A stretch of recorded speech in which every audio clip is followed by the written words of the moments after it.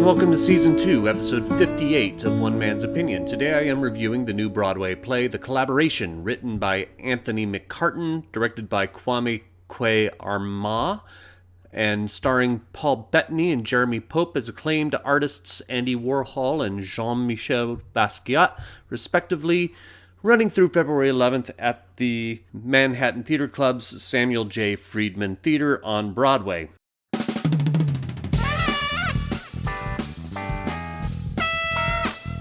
How can you call yourself a painter if you know you never paint? Don't call myself a painter. Well, how can you call yourself the greatest artist in the world? Never said that either. Maybe, I don't know, the most famous in the world?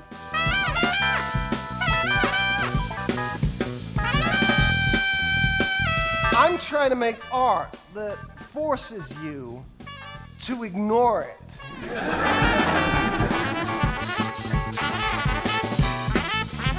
It's the one thing they let me get away with, and they don't let someone like me get away with much,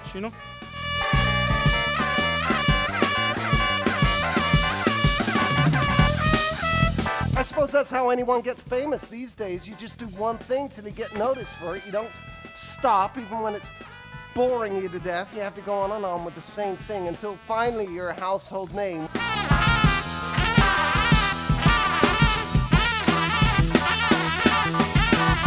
First really great painter America has ever seen.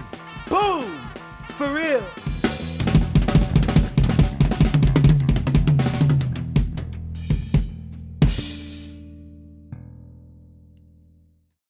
The Collaboration is a fictional interpretation of the 2 years that Warhol and Basquiat were compelled to work together at the behest of Swiss art dealer Bruno Bischofberger, played by Eric Jensen. As I said, this is a fictional representation of the two artists, so take the events as they play out with a grain of salt as to its historical accuracy.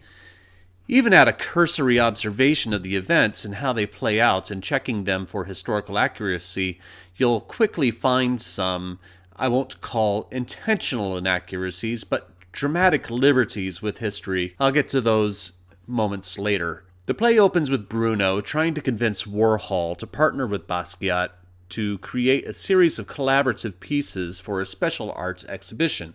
Though Bruno tells Warhol that this project will help bring Warhol's relevancy back to the forefront because of Basquiat being one of the preeminent young artists of the early 1980s in New York City, Bruno's intentions aren't necessarily altruistic. He knows that these pieces can potentially sell for millions of dollars if his gamble of putting these two very different people together succeeds. Warhol's art at this time is very structured and precise corporation logo pop art, while Basquiat is presenting his signature neo-expressionist work.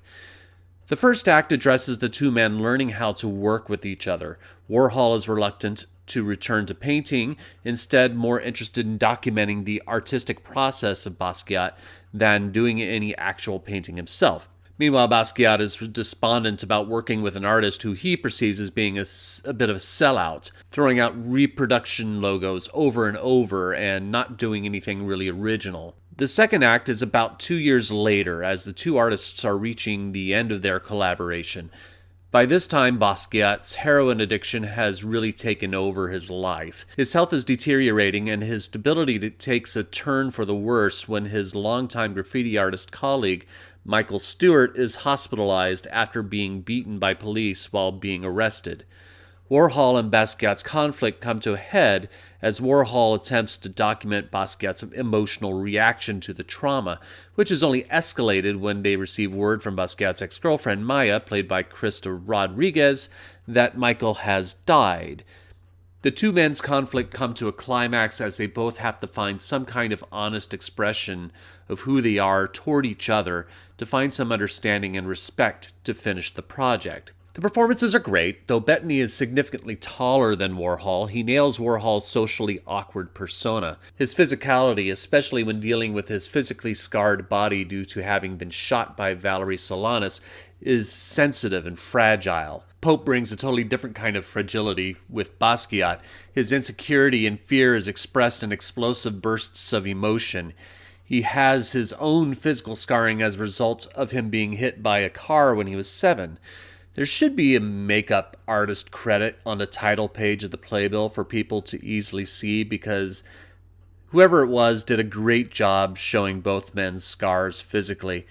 If I had one nitpick, and it really is a small nitpick in regards to makeup, I wish there were track marks on Pope's arms to amplify his heroin use. But like I said, that's a minuscule issue, since most people in the audience wouldn't see it anyway. Karicean, Karen Dick, and Carol Robinson's wig design is fantastic. Both men had very eccentric hair, whether it be Warhol's wigs or Basquiat's signature Wild Dews. They look great.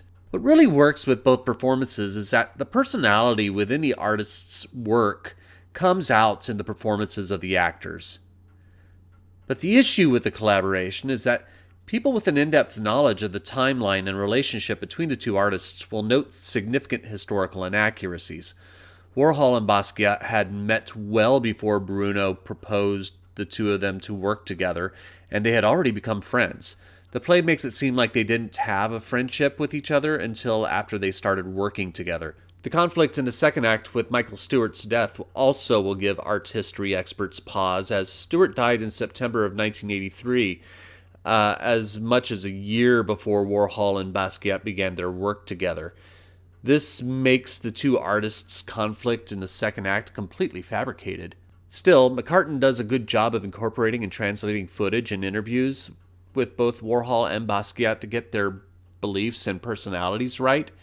There's a scene where Basquiat is discussing Haitian primitive art that is almost word for word lifted from an interview that I found of him. It's details like that which make the characterizations of the two artists work, even though McCarten plays fast and loose with the history.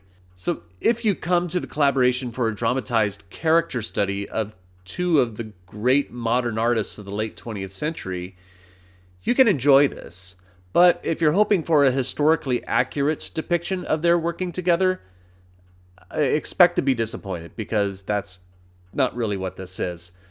But I am only one man's opinion, so be sure to leave yours in the comments below. If you want to see the collaboration, I'll leave a link in the description below. You can support my channel by liking, sharing, and subscribing, and click the notification bell to be alerted to future reviews. My next review will be Playhouse on Park's production of Indecent. Thank you for watching, and I will see you at the theater.